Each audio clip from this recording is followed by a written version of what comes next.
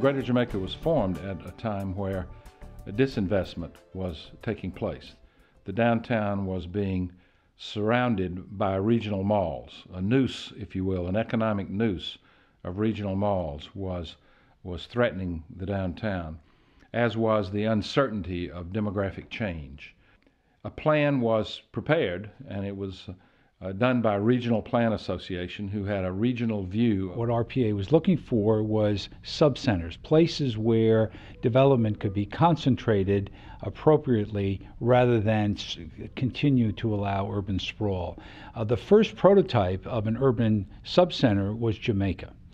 Jamaica was an aging downtown in central Queens. It had good transportation, but it had fallen from the hub of economic and social activity that it once had.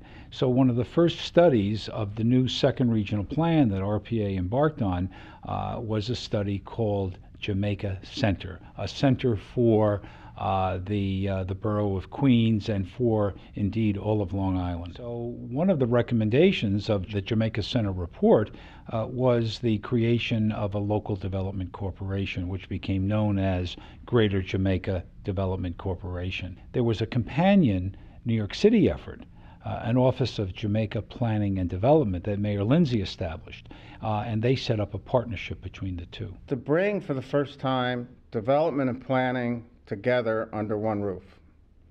There used to be the city planning planned the city, the private sector did or didn't develop the city, chambers of commerce or borough presidents argued for a development here or development there, but there's no entity concentrating on pulling these pieces together in a feasible way. And thereby created one of the city's first public-private partnerships dedicated to the revitalization of downtown Jamaica. The first true local economic development corporation for sub-center development. The case for Jamaica has been made many times based on its locational attributes and the opportunities for public purpose in realizing the potentials that those locational attributes have. Very valuable things for a community, and the basic thing was transportation. It's one of the things that was kind of a blot on Jamaica, was this elevator train down the main road. One of the things we wanted to do is eliminate it. One of Greater Jamaica's larger accomplishments was the removal of the L line. The removal of the L line made retail more attractive in the downtown.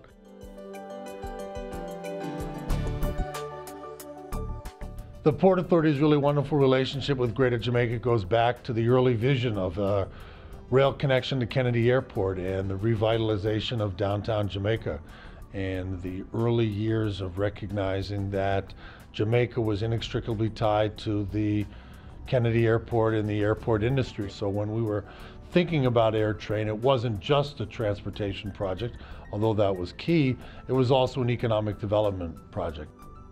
And for us to be connected to that international airport, which is a city in its own right, with some 40,000 people that work there and growing, and that investment by the Port Authority of New York, New Jersey is definitely a precursor of airport-related economic activity.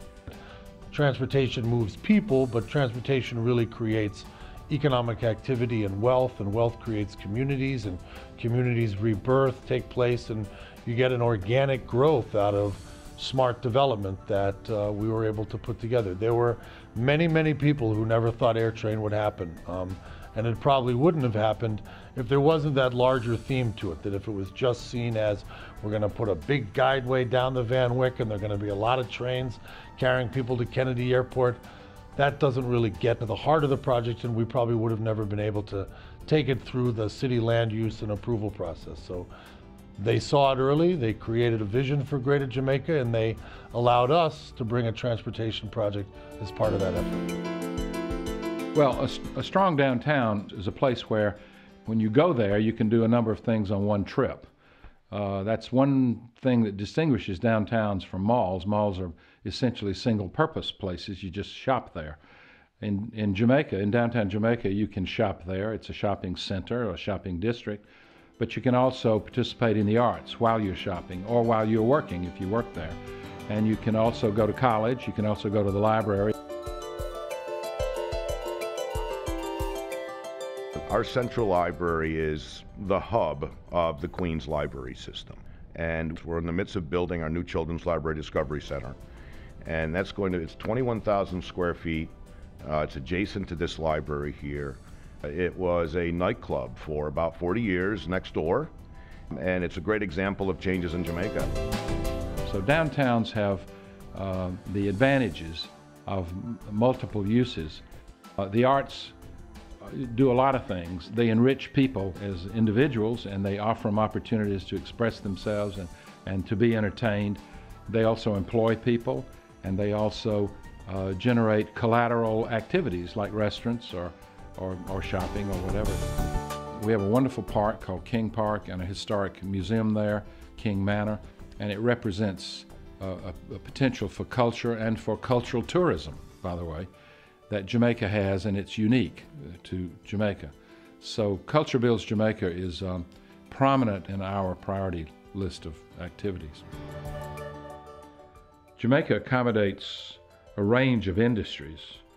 We helped to form 4 business improvement districts in Jamaica, including one of the first in the city. We pioneered the development of, or the formulation of, business improvement districts, or BIDs. They are effective instruments for providing supplemental municipal services and for promoting and organizing local small businesses. What they're really doing is creating jobs or preserving jobs. And at all levels with the Greater Jamaica Development Corporation, they take that responsibility very seriously. The role in the community has always been to bring jobs to the downtown. And there is a real opportunity to do that on a substantial scale. The Motor project is a great mixed-use project, new construction in downtown Jamaica. It consists of 346 units of housing, 50,000 square feet of retail, 500 below-grade parking spaces, and over 20,000 square feet of community space. The Motor project sets the example in the downtown of what downtown Jamaica has to look forward to in the future. Much of the work that we do is bricks and mortar. It's physical.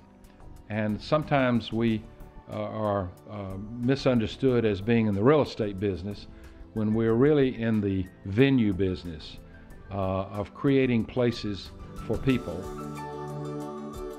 Jamaica Market is our signature project. We developed it, we own, and we operate it. It's a meeting place. It's a place where people gather. It was enabled by seed money from the U.S. Economic Development Administration, which was matched by the city and 2 banks. Its development illustrates a really significant and successful partnership. Greater Jamaica's mission is community development. We call it placemaking. We want to make downtown Jamaica into a special place. Greater Jamaica has had a vision for a decade, if not longer now, that is becoming real, and I think that is such a transformative vision for Jamaica. And Jamaica is beginning to be viewed in a positive way, that there are private investors who have begun to put money into this downtown.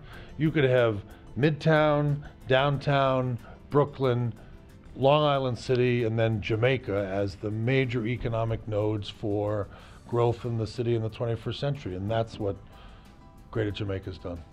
The sort of table is set for a completely new growth in the downtown, and that's I think that's really the legacy. And something to look forward to will be the $100 million infrastructure project in the Supton corridor. That project will consist of retail right under the Long Island Railroad underpass, and one very strong point that is incorporated is that we're really working really diligently to attract local subcontractors and get them working on these projects.